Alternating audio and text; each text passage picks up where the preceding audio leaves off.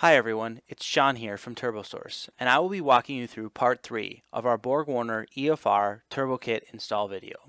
This video will cover how to remove the coolant lines for the heater core, relocation of the vacuum line, ABS module, and the removal of the exhaust header. Note, we did shoot this video with an aftermarket header, but we will explain the difference between the OEM header and the aftermarket header. I hope you enjoy. The tools that are needed are the following: a flathead screwdriver, an adjustable pliers, a 1/4-inch ratchet, extension of your choice, a 10mm 1/4-inch socket, a 3/8 inch ratchet, a 12mm 3/8 inch socket, a 14mm 3/8 inch socket, a 14mm open-ended wrench, a 7/8 inch open-ended wrench. Removal of the coolant lines. Take the flathead screwdriver and release the plastic hose holder. Take the adjustable pliers and release the clamp holding the coolant lines from the coolant fill enclosure. Note, before you start to remove the coolant line, make sure the engine is not hot and that you have a bucket to catch the coolant that will come out. You may need to use a flathead screwdriver to push the rubber hose off the plastic nipple. Next, you will take the 1/4-inch ratchet with the extension of your choice and the 10mm 1/4-inch socket to remove the bracket that is holding the AC line to the coolant heater core hard lines. Then along the passenger chassis frame rail, slightly behind the AC flex pipe, there is a 10mm bolt that needs to be removed that is holding the coolant hard lines to the chassis. Along the passenger side chassis frame rail, there is another 10mm bolt that needs to be removed to release the heater core coolant hard lines. Now that bolt is removed, it's time to remove the clamps off the rubber lines that connect to the firewall of the chassis. I put down some paper towels to catch any coolant that might be left over. Use the adjustable pliers to release the clamps on the two hoses. I found with these clamps, it's best to squeeze them together and pull at the same time to release the rubber line from the chassis.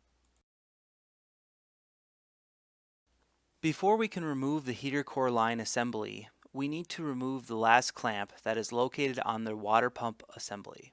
Use the adjustable pliers to release the pressure on the clamp and pull the line off the metal nipple of the water pump assembly. Now that all of the connections are disconnected, you can remove the heater core assembly. You can remove the assembly as one piece, but that is the more difficult route as shown here. It may be best to use the adjustable pliers to remove all of the rubber lines and then remove the hard line.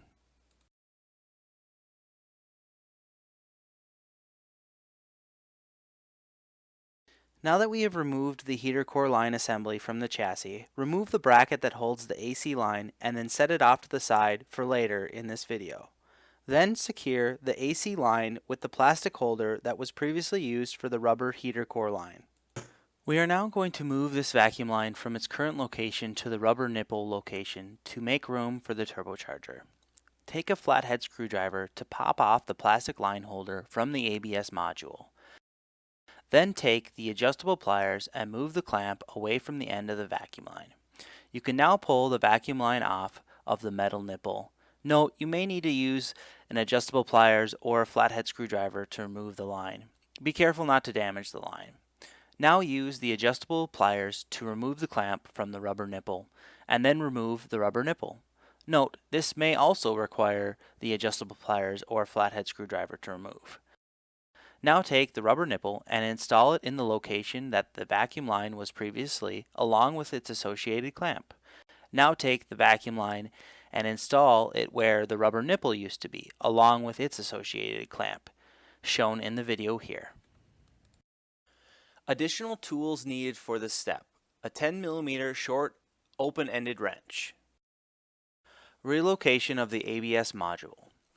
Take the 1/4-inch ratchet with the 10mm 1/4-inch socket with the extension of your choice to remove the two 10mm nuts that are securing the ABS module to the strut tower, and set those nuts off to the side to be used again.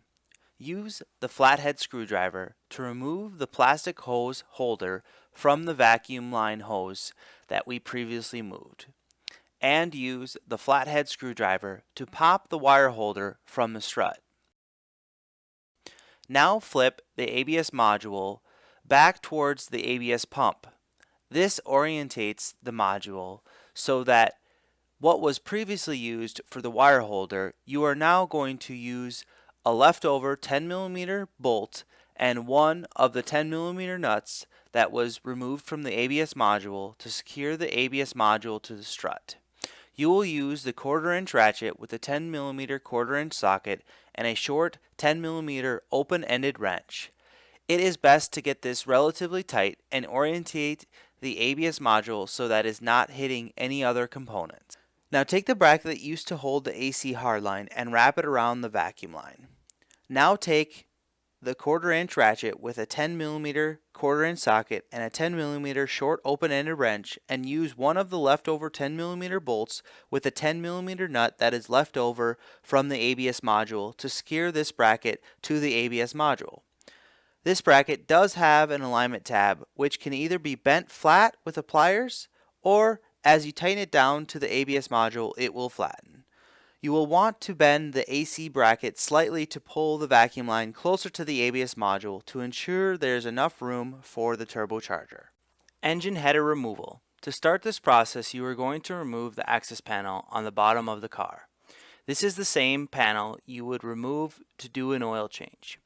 You will need the 3/8 ratchet with a 12mm 3/8 socket. There is a total of 9 bolts that need to be removed.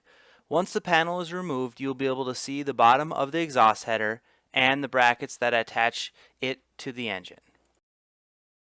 The bracket that secures both the OEM and aftermarket header to the chassis has two 14mm bolts that connect to the manifold. Use the 3/8 ratchet with the 14mm 3/8 socket to remove both of them. The bracket has an additional two 14mm bolts that secure it to the engine. Use the 3/8 ratchet and the 14mm 3/8 socket to remove both of them. Note, this customer's bracket only had one bolt installed. This will allow you to remove the bracket.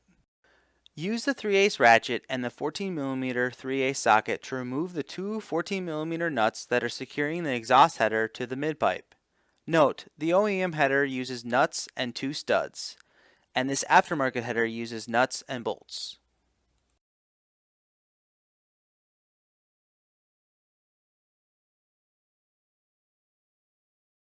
The stock wideband needs to be removed before we take the header all the way off to ensure it does not get damaged. Release the electrical connector from the engine harness to the wideband. Then use the 7/8 open-ended wrench to loosen the wideband sensor. Be careful when you are removing the sensor as you do not want to damage the sensor since it is important for tuning your engine.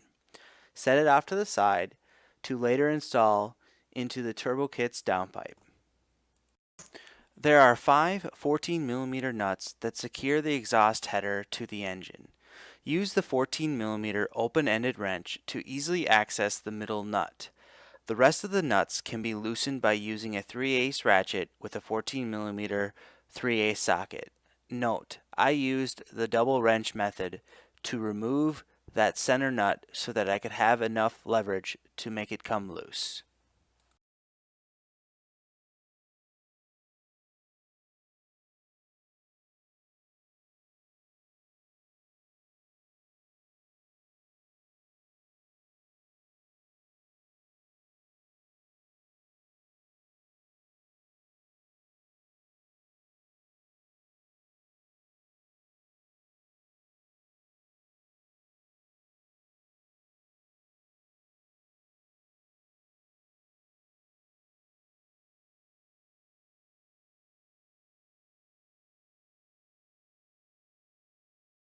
Note, on the OEM header there is a heat shield that is secured by 3 10mm bolts. You can use the 1/4" ratchet with a 10mm 1/4" socket and the extension of your choice to remove them. This allows you access to the 5 nuts holding the OEM exhaust header onto the engine. That wraps up part 3 of the Turbosource BorgWarner EFR ND Miata Turbo Kit install video. Part 4 will include removing the throttle body, intake manifold, and PCV plate. It will also include the installation of the Turbosource 3-bar plug-and-play map sensor, the Turbosource crankcase vent, and the reinstallation of the intake manifold. I hope you enjoyed this instructional video.